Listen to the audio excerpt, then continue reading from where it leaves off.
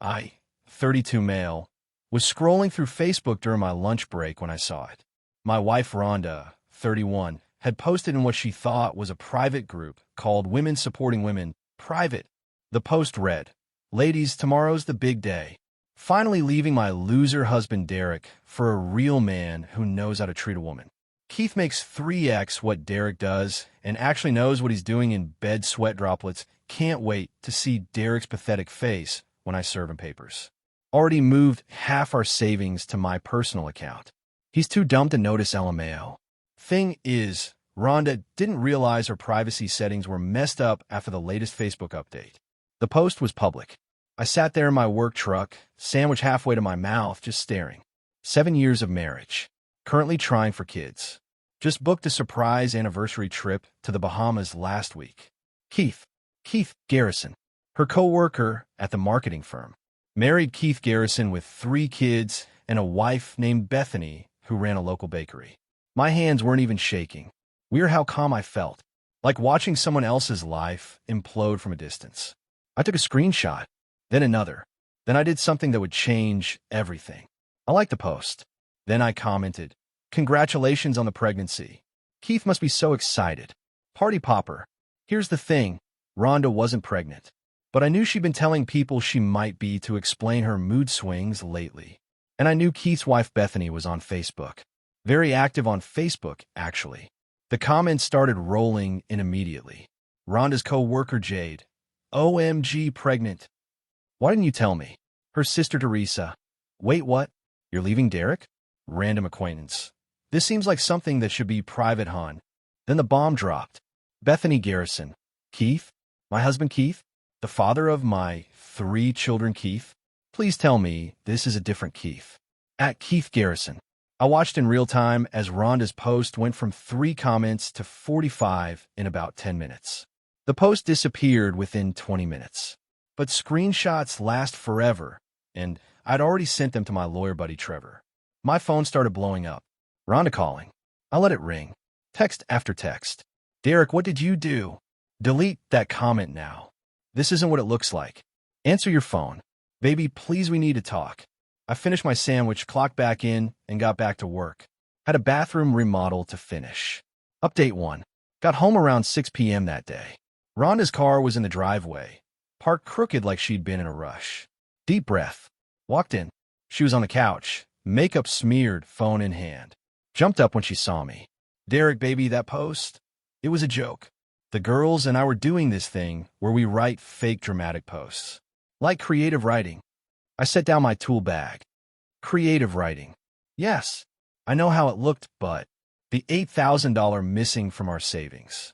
Creative writing. Her face went white. "How did you?" I check our accounts, Rhonda, have been for weeks. Thought it was weird how we kept having bank errors. Turns out you've been moving money since May. I was saving for your anniversary surprise. In your personal account, the one you opened at a different bank. She started sobbing. Full theatrical performance. "I'm so sorry. I don't know what I was thinking. Keith means nothing." Keith's wife called me. I said, "Bethany. She's upset. Apparently found some interesting texts after seeing your post. That stopped the tears real quick." "She called you?" "Yeah. Turns out Keith saved some photos you sent him. The ones from that girl's weekend in Miami last month. You know, when you were supposedly with your college friends. Bethany's lawyer will probably want copies." "Derek, please. I've already called a lawyer. You'll be getting papers this week. I suggest you figure out where you're staying tonight because you're not staying here. You can't kick me out of my own house. My house. Inherited from my grandmother. Never put your name on it, remember? You said it was unnecessary paperwork. The entitlement kicked in hard then. I'm your wife. You can't just throw me out. What about my things? Pack what you need for a week. You can arrange to get the rest later. Where am I supposed to go? Keith's house? Oh, wait. He's probably dealing with his own divorce paperwork. Your sister's maybe. She tried everything. Tears, threats, even tried seduction at one point. Really? I just sat there, calm as could be, occasionally checking my phone. Bethany had sent more screenshots. Keith had been promising to leave his wife. Classic. Finally, Rhonda packed a bag and left, but not before delivering this gem. "You're going to regret this. I'll take everything. My lawyer will destroy you. Looking forward to it, I said, closing the door. Update 2.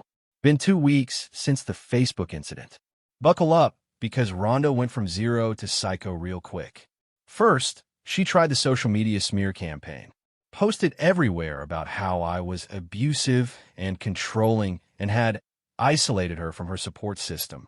Even created a whole Instagram story series called Surviving Derek, where she implied I was some kind of monster. Problem is, she forgot about the screenshots. The ones I'd sent not just to Trevor, but also saved in 3 different cloud services. When her sister Teresa started attacking me online, I simply posted the original screenshot in response. No commentary, just the image of Rhonda bragging about leaving her loser husband for Keith. Public opinion shifted fast. Then came the really dirty stuff. I got a call from my boss, Randy. Derek, I got a concerning call about you. My stomach dropped. What kind of call? Someone claiming to be from the health department. Said you tested positive for several STDs and weren't informing your partners. They suggested I might want to have you take a leave of absence. Randy, that's completely false. I can get tested today if you want. No need. The health department doesn't call employers about STDs, Derek. I may run a construction company, but I'm not an idiot. Just thought you should know someone's trying to mess with your job. Then she went after my truck. Came out one morning to find all 4 tires slashed. But Rhonda made a crucial mistake. She did it in front of the neighbor's new Ring camera. HD footage of her at 3 a.m. with a knife. I didn't call the cops immediately. Instead, I had the footage saved and sent to my lawyer. Evidence pile was growing. The financial harassment was next level. She tried to apply for credit cards in my name, failed. I'd frozen my credit. Claim I'd stolen her tools, the ones I used for work, all purchased before marriage. Demand alimony before divorce was even filed. Not how that works. Sell items from the house on Facebook Marketplace. Items still in my house that she didn't have. But the peak entitlement came when Keith's wife, Bethany, reached out again. Derek, thought you should see this. Keith and your wife are trying to sue me for defamation and intentional infliction of emotional distress for sharing their texts. I laughed. Actually laughed. They were suing the wrong spouse for exposing their affair. How's that going for them? My lawyer says it's the dumbest thing he's seen in 20 years. We're countersuing for alienation of affection. Your testimony would help. Send me the details. That's when I decided to play my ace. Remember that pregnancy comment I made? Well, Rhonda had run with it to save face. Told everyone she was pregnant with Keith's baby. Posted ultrasound photos stolen from Google. Started a baby registry. The whole 9 yards. Keith, meanwhile, was telling his wife he'd never slept with Rhonda. That it was all emotional and a mistake that never went physical. So I did something simple. I posted on Facebook. For everyone asking, I had a vasectomy 3 years ago after Rhonda said she never wanted kids. Have the medical records to prove it. Congratulations to Keith on the miracle baby, though. Party popper. The internet did the rest. Update 3. It's been 2 months now since everything exploded. The divorce is almost final. Want to know where everyone ended up? Rhonda, after my vasectomy revelation, she had to admit she wasn't pregnant. Lost all credibility. Her lawyer dropped her when she couldn't pay the retainer. That $8,000 didn't last long. She's representing herself now, which is going about as well as you'd expect. She tried one last desperate play, claimed I'd been financially abusive and hidden assets. The forensic accountant she demanded actually found she'd hidden about $15,000 in various accounts over our marriage. Money skimmed from our joint expenses that went to fund her affairs. Yes, plural, Keith wasn't the first. She's living with her sister Teresa in a 1-bedroom apartment. Teresa's husband banned her from their house after Rhonda made a pass at him. Oh yeah, that happened. Keith, Bethany took him for everything. The house, full custody, maximum child support, and alimony. Turns out Rhonda wasn't his first affair. Bethany's lawyer found evidence of at least 4 others. He got fired from the marketing firm for violating company policy, aka bonking subordinates. Rhonda wasn't the only one at the office. Last I heard, he's living in his mom's basement, driving Uber, and Rhonda dumped him because he was no longer the successful man she thought she was getting. The legal stuff. Rhonda got nothing in the divorce except her personal belongings and debt she'd hidden. She has to pay me $12,000 for the stolen savings and slashed tires. She got 40 hours community service for vandalism. Restraining order granted after she showed up at my work screaming. Her defamation lawsuit against Bethany was thrown out, and she owes Bethany's legal fees. Remember that Bahamas trip I'd booked? Non-refundable, but transferable. Took my brother Jim instead. Posted tons of photos. Rhonda commented on one calling me pathetic for going on our trip. I replied with a screenshot of her post about leaving me. She deleted her account after that. My business? Booming. Turns out going viral as the guy who calmly destroyed his cheating wife's affair with one Facebook comment is great marketing. I've had 3 times the usual calls, mostly from divorced women who say they want to hire someone they can trust. Started dating Ashley, the forensic accountant from the divorce, after everything was finalized. She says she's never seen someone document their spouse's BS as thoroughly as I did. Claims it was weirdly attractive. We're taking it slow, but it's nice being with someone who understands the value of transparency. Final update. It's been 6 months since the Facebook post that started it all. Figure I'd give one last update. Rhonda sent me an email last week through her sister since she's blocked everywhere else. It was something. Derek, I know you hate me, but I need help. Keith left me, Teresa kicked me out, and I can't afford rent anywhere. Mom won't talk to me after what happened. I made mistakes, but don't I deserve forgiveness? We had 7 years together. Please just loan me $2,000 to get back on my feet. I promise I'll pay you back. My response, Rhonda, I don't hate you. I nothing you. You made conscious choices every single day for months. You stole money, destroyed property, tried to ruin my career, and lied about pregnancy. These weren't mistakes. They were calculated decisions. I forgive you for my own peace of mind, but forgiveness doesn't mean enabling your continued poor choices. The answer is no. Please don't contact me again. Teresa then sent me a series of rage texts about how I'm heartless and family helps family. We're divorced, so? Not family. Blocked her too. Found out through the grapevine that Rhonda applied for a payday loan using a fake pay stub. Got evicted from Teresa's for not paying rent. Is couch surfing with various people from that Women Supporting Women Facebook group. Started a business selling essential oils and MLM, shocking.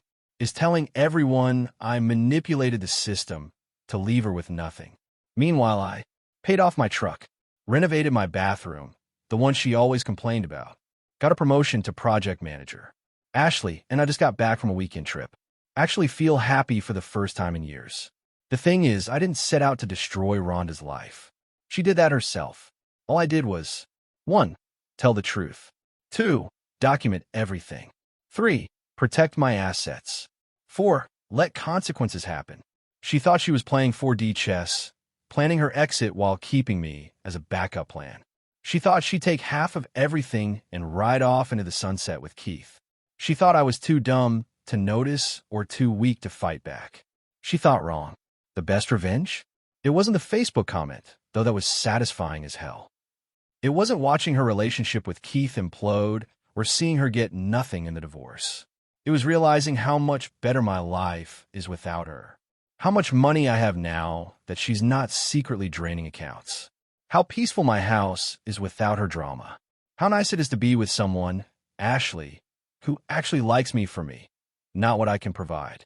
To anyone dealing with similar BS, document everything. Stay calm. Let them hang themselves with their own rope. The truth always comes out eventually. And sometimes, all it takes is one perfectly timed Facebook comment to light the fuse. Peace out, Reddit. I'm done with this chapter. Time to live my best life. Victory hand. Edit. Since everyone's asking, yes, Bethany is doing great. She started dating a doctor she met at her bakery. Keith tried to show up at her shop and beg for forgiveness. The doctor was there. It didn't go well for Keith. Edit 2. No, I'm not giving you Rhonda's MLM info to troll her. Let her fail on her own. Edit 3. Ashley says hi and wants everyone to know she started checking my Facebook comments before I post them now. For safety, We're good though. No psycho exes in our future.